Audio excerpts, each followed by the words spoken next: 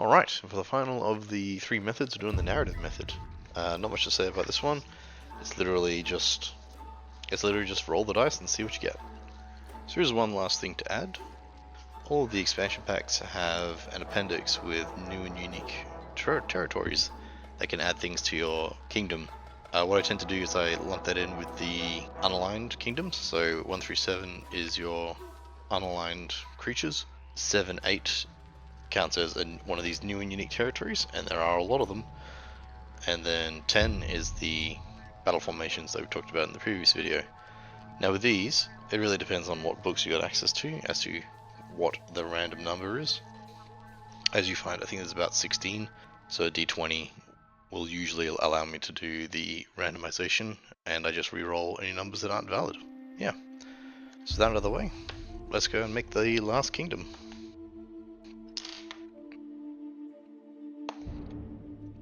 Four, so that's a human kingdom. Cool, that's something new. Alright, as usual, 2d10s for the ones next to them.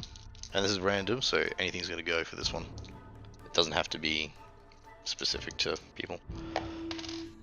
So I got a 1 and a 5, so 2 human. Got 7 and 7. What is 7 and 7? 7 and 7 is 1, 2, 3, 4, 5, 6, 7. 2 rough hills. Ogres. Ooh. Human kingdoms surrounded by ogres. Maybe this is like a crazy crossbreeds, like the Orogs in D&D. Let's get some more details. Alright, so we got 8. So we got an undead, orc and goblin, and human. So for the human, 8 is sea caves. And lends itself to the half-breed thing. And orc and goblin. So you'll do orc and goblin first while I got this book open. 9. So that's 1, 2, 3, 4, 5, 6, 7, 8, 9 poisonous swamps. Poisonous swamps. And Oathbreakers requires a d12. 12. So whatever's last on the list for the undead units. Endless tunnels, a barrow worm. I guess the poisonous swamps empty out into some sewers or something, and that's where the worms go to die and become weird undead things.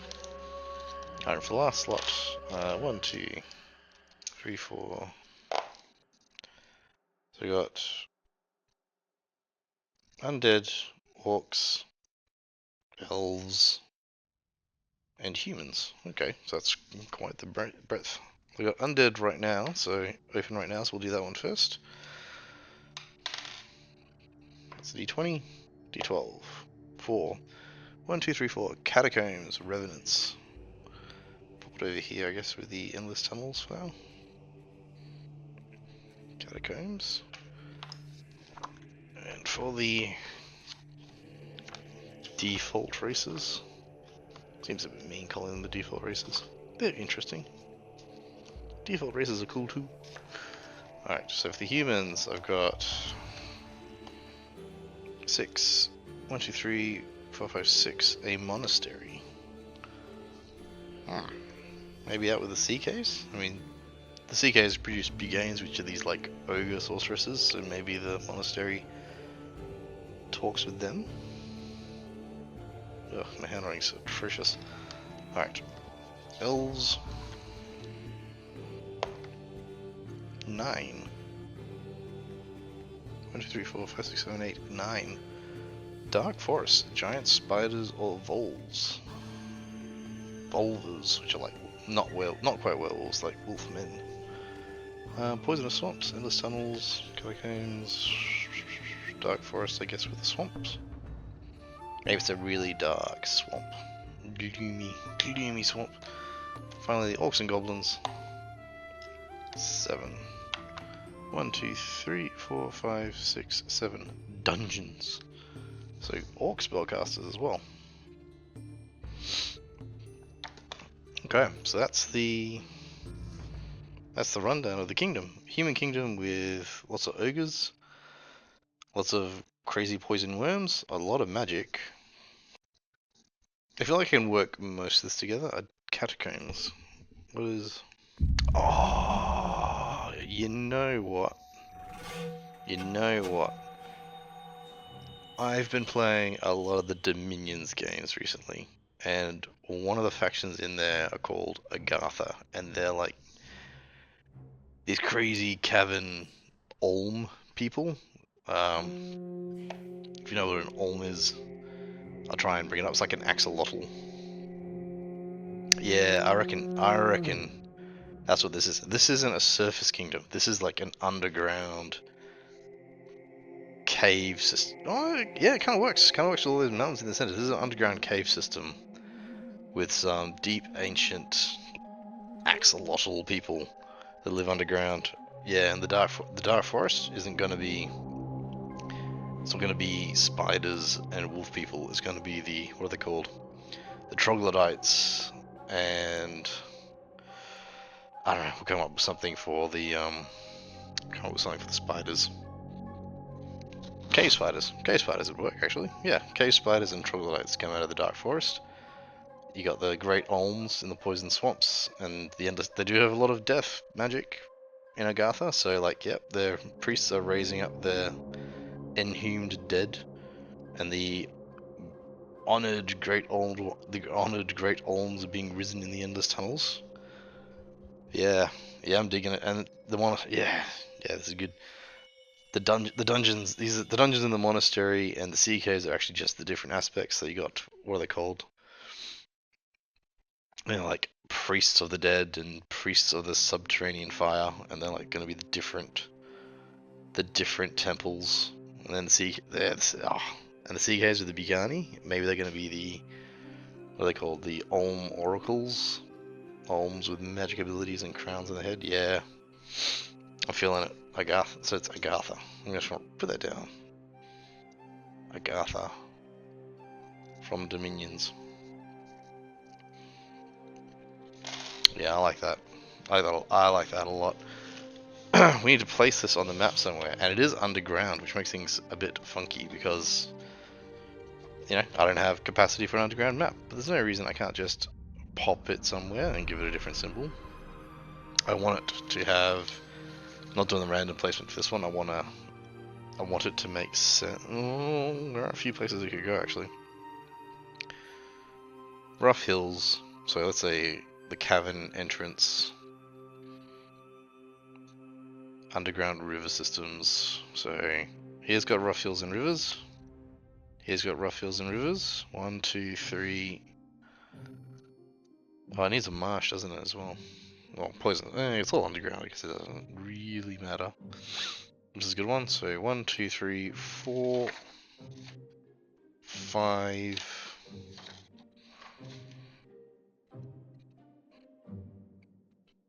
6. I'm gonna roll a d6 and go 1, 2, left to right. 1, 2, 3, 4, 5, 6 potential locations. 3. So 1, 2, 3 in here. So in here, this river system here leaks into a cave system, which is where the Agartha Kingdom lives. I should come up with a name for that one as well. Axolotls. South America again. Aztecs, Mexico, Nahuatl language. There's probably some others, and maybe someone will get upset with me in the comments if they watch this video. But yeah, I'm going to do that. So in this area, there's going to be a subterranean cave full of these old Olm people. Alright. So I've got this cavern system set up where the Agarthans live. It's not a direct representation of what was on the kingdom sheet, but it gives me, as the player, an idea of what I'm looking at. This like big dramatic cave system with temples strewn all throughout it. So the next thing to do is, of course, get a kingdom name and a current ruler. Because this is a fictional world and not really based upon anything, and given it stems from a lot of different sources, instead of trying to give it an actual name, I'm going to go to the Perilous Wilds and go down to the designer tables, and I'm going to grab an element, an oddity, and a terrain, and I'm going to use those to come up with a name and a ruler for this underground kingdom. So to do this I need d12s. I've got 3 of them, so red, green, yellow. Alright, so red 12, green 2, yellow 3, so stars or cosmos for the element, geometric or concentric for the oddity, and lowland plains for the terrain. Stars, geometric, concentric, the axes, entrance. There's an entrance here, so maybe the whole kingdom name, okay, cool. The Dome of the Cosmos. Getting a flat Earth. The flat Earth, please. The Dome of the Cosmos. I don't know. Call it the City of Sunken Stars. Now, it's absolutely not really. Certainly not. That's a different faction in Dominion 6. Alright, cool. So, City of the Sunken Stars is the name of this place. I like that. I'll go with that. And again, for the leader, named characters in Dominion 6 have names like Deep Thought and like Opal and Agate. Which, alright, fine. But I think we can maybe try and come up with something a bit more interesting. So, we'll see. Same deal. So 3. Fire, metal, smoke. 6. Gas. And 1, if we need it, sea. Okay. Flaming sea foam. The current ruler is fire. Yeah, let's do that. Fire in still waters. Maybe this is a cultural thing. Like the Olm people, they have the old. If you ever watch old like American westerns, all the Indians have like the Sioux title names, like dances with rules, runs with water, speaks to clouds. I don't know. I don't know enough about the culture. I don't know how racist that is, but I'm still going to use it for this thing and say that all the Agarthan people kind of take names like that. So the current leader is called Fire in Still Waters. That's fine. And now we're going to look up Une and do our whole who is Fire in Still Waters. What kind of person is he before he became the ruler of the city? So before he became the ruler, he was 37, 11, a pragmatic drifter. Fair enough. Pragmatic drifter. His motivations were, so he's not a native to this realm. He's not a necromancer, is he? 279. Obtain valor. Obtain valor. Maybe it's time for the Agarthans to step out of the shadows. 5291. Strive industry. Okay. I mean, they're looking at lots of they got lots of temples. The underground, obviously, I'm guessing a little bit secretive. At least that's how story tropes usually go with these things. So maybe this guy's trying to be like, "Come on, guys, we're an ancient race. Let's go conquer the surface world," or something like that. 75, 23. Secure enemies. Secure. Yep. I feel like that's probably a thing that he's that is definitely his motivation. His bearing is 69. Don't be mysterious again. Knowing 39. Knowing records. Knowing records. Knowing records. Secure industry. Obtain valor. So I reckon Kingdom of Agartha, this Kingdom of Agartha, the City of Sunken Stars, They're an old race. I'm doing this back to front. If it was drawn on the left, then I wouldn't be obscuring with my hand. So I'm gonna say no, down in the notes. They're an old race. They had great oh, I reckon they used to fight the Triceratops. I like that. I'm not even gonna random that one. They used to fight the Triceratops characters, the same guys as the Lich. They're very old species. I reckon the cooling affected them the same way it affected the Triceratops, but whereas the Triceratops were being killed by a rebel, these guys were also struggling to survive on the surface, so they retreated to the caverns. Was it like a civil war, or was it like maybe just a slow degradation as they dwelled in the caverns and they just kind of forgot who they were, became crazy traditionalists? I'm just gonna 4 to 6, the crazy traditionalists. 1 to 3, it's a civil war. 1, strong 1. Yeah, so they had run out of space. There's limited space.